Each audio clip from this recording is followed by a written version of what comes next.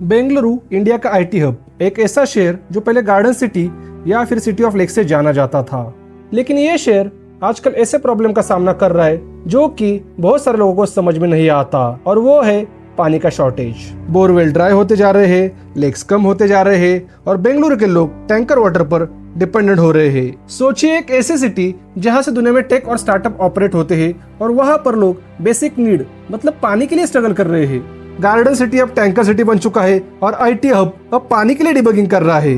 और ये कोई शॉर्ट टर्म प्रॉब्लम नहीं है, it is a long term problem. तो इसी के बारे में, इसी के रीजंस के बारे में आज हम समझेंगे। इस क्राइसिस का सबसे पहला और ऑब्वियस रीजन है rapid urbanization and population growth. 1990 में बेंगलुरु की पॉपुलेशन अराउंड 40 लाख के आसपास थी और अब 2025 में वही 1.5 करोड़ तक पहुंच चुकी है। मतलब 35 सालों में ऑलमोस्ट 4 टाइम्स ग्रोथ। ऊपर से आईटी बूम एंड स्टार्टअप की वजह से offices, IT parks, gated communities और रेसिडेंशियल कॉम्प्लेक्सेस हर जगह बन गए हैं। लेकिन इन सब में एक प्रॉब्लम थी, पानी का इंफ्रास्ट्रक्चर डिमांड के साथ ग्रो नहीं कर पाया। लेक्स एंड पॉन्ड्स जो कि नेचुरल रिचार्ज का काम करते हैं, उनको बिल्डिंग्स एंड कंक्रीट ने रिप्लेस कर दिया, जिसकी वजह से ग्राउंड वाटर रिचार्ज ऑलमोस्ट खत्म हो गया। बोरवेल्स धीरे धीरे ड्राई होने लगी। ये सब रिचार्ज जोन को रिचार्ज करना भूल गए, लेकिन अपने मोबाइल को रिचार्ज करना बिल्कुल भी नहीं भूले।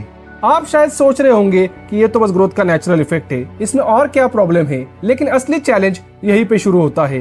Bengaluru is over dependent on Kaveri river. यह इस शहर का मेन पाइप रिसोर्स है जो कि डेली 1425 मिलियन वाटर सप्लाई करता है और बेंगलुरु की डिमांड है 21 मिलियन वाटर। तो इतना बड़ा गैप इस क्राइसिस को और भी बड़ा बना देता है। इसी डिमांड एंड सप्लाई के गैप को पूरा करने के लिए बेंगलुरु के लोग बोरवेल एंड वाटर टैंकर पर डिपेंडेंट हो गए। लेकिन यहाँ पर और एक मेजर प्रॉब्लम है। कावेरी का पानी खुद सीजनल है, मतलब वह बारिश पे बहुत ज्यादा डिपेंडेंट है। किसी साल अगर मानसून वीक हो गया तो सप्लाई भी कम हो जाएगा। तो किसी एक चीज पर डिपेंडेंट होना भी बहुत ज्यादा डिजास्टर बन गया है। अब तीसरा मेजर फैक्टर है ground water depletion. Outer suburbs and नए अपार्टमेंट कॉम्प्लेक्स में बोरवेल का ओवर यूज हो रहा है। ग्राउंड वाटर एक्सट्रैक्शन का लेवल बहुत ही ज्यादा हाई है एंड रिचार्ज प्रैक्टिकली 0 है। बोरवेल ड्राई हो रहे हैं और लोग टैंकर वाटर पर डिपेंडेंट हो रहे हैं। सोचिए अगर ये ट्रेंड कंटिन्यू रहा तो अगली जनरेशन को पानी के लिए कितना स्ट्रगल करना पड़ेगा। ओवर एक्सट्रैक्शन और पानी का रिचार्ज न होने का कॉम्बिनेशन एक टिकिंग बॉम्ब की तरह है। फोर्थ फैक्टर है loss of lakes and wetlands. Historically Bengaluru city of lake से जाना जाता था, जहां पर 280+ लेक्स हुआ करते थे। लेकिन अब अर्बनाइजेशन, एनक्रोचमेंट एंड पोल्यूशन की वजह से सिर्फ 80 to 90 फंक्शनल लेक्स बचे हुए हैं। ये लेक्स रेन वाटर को कलेक्ट करते हैं एंड ग्राउंड वाटर को रिचार्ज करते हैं। जब ये लेक्स सूख गए और कंक्रीट के नीचे दब गए तब बेंगलुरु का natural water system completely collapse हो गया और अब पूरी तरह से आर्टिफिशियल सप्लाई पर डिपेंडेंट है। पांचवा फैक्टर है inefficient water management. BWSSB and government infrastructure water demand के साथ ग्रो नहीं कर पाई। Water leakages, losses and mismanagement की वजह से सप्लाई की गैप और भी बढ़ती गई। Non essential uses like gardening, car wash और फाउंटेन्स रेगुलेट करने में भी देर हो गई। इसका रिजल्ट टैंकर वाटर के दाम आसमान को छू गए, रेशनिंग कॉमन हो गई, मतलब limited water supply to every house. और इसका सबसे बड़ा इंपैक्ट आउटसाइड एरिया में हुआ। सिक्स्थ फैक्टर है climatic change and rainfall variability. Bengaluru का क्लाइमेट चेंजिंग है एंड रेनफॉल भी अनप्रेडिक्टेबल हो गई है।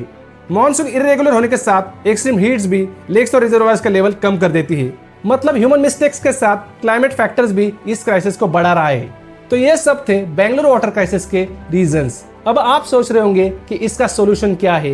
ये प्रॉब्लम सिर्फ बेंगलुरु का नहीं है, हर एक अर्बनाइजिंग सिटी का है जो कि रैपिडली डेवलप हो रहा है। ये एक वेकअप कॉल है। अगर हम पानी का रिस्पॉन्सिबल यूज ना करें और कंजर्वेशन को इग्नोर कर दे तो हमें बहुत सारे चैलेंजेस फ्यूचर में फेस करने पड़ेंगे। तो आई थिंक आज के लिए इतना ही। अगर आपको ये वीडियो अच्छा लगा तो please subscribe to my channel. मिलते हैं अगले वीडियो में